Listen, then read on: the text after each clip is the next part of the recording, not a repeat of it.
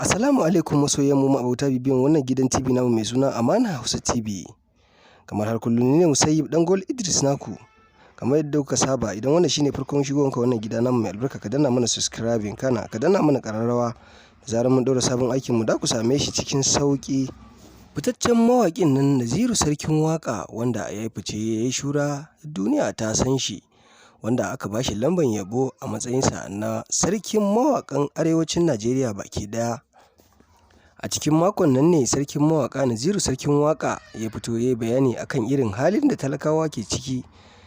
Talakawan ƙasar nan sun shiga wani yanayi na ƙaƙanikaye wanda na kaiwa baki yana zama wa mutum abin wahala. Ya ce yana kira da masu kuɗin ƙasar nan da dan Allah su fito su taimaka wa talakawan ƙasar nan su fidda su daga cikin irin wannan halin ƙangi na ha'ula'i da ake ciki, yadda za ka ga mutum da ƙunsa amma yana zuwa yana maula sakamakon ya rasa abin da zai kai bakin salati. Ya ce ya kamata gwamnatin ƙasar nan da masu kuɗin ƙasar nan su duba su gani irin hali da talakawa ke ciki ga kuma ibada da ke bakinsu da wannan watan da ake ciki, wata mai albarka, watan azumin Ramadana. Ya ce bai kyautu a ce bawa ya ɗauki azumi tun safe tun hasubahi ba har zuwa yamma ya kai azuminsa sannan ya rasa abin da zai kai bakinsa ba. Wannan abun gaskiya yana matuƙar damunsa.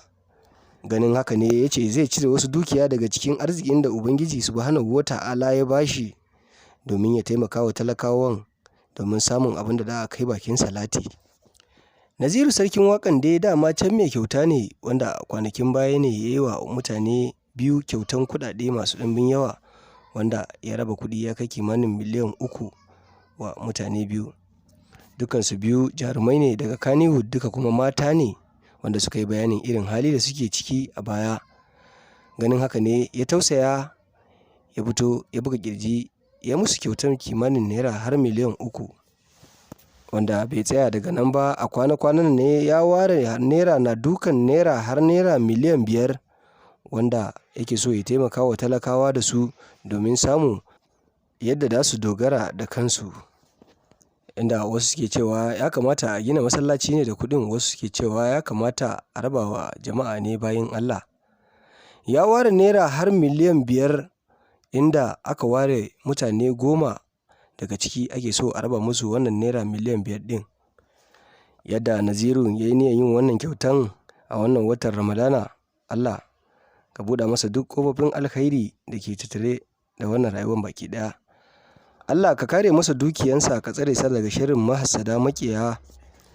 Allah ka sa yadda yake da kyakkyawan zuciya na taimako haka Allah ka ba mu shugabanni masu taimaka mana mu ma a ƙasa baki ɗaya, wanda za su ji kanmu su fitar da mu a cikin wannan ƙangin hali da muke ciki. NAZIRU Sarkin Waka dai ya yi niyyar taimakawa, mu kuma muna so mu ji ra'ayoyi daga bakinku. Da a raba wa mutane 10 wannan naira miliyan 5 da a gina masallaci, wanne ne ya kamata? Muna so mu ji ra'ayin kowa domin tantance abin da ya kamata. Idan za ka rubuta mana ra'ayinka ka rubuta mana shi a comment section namu.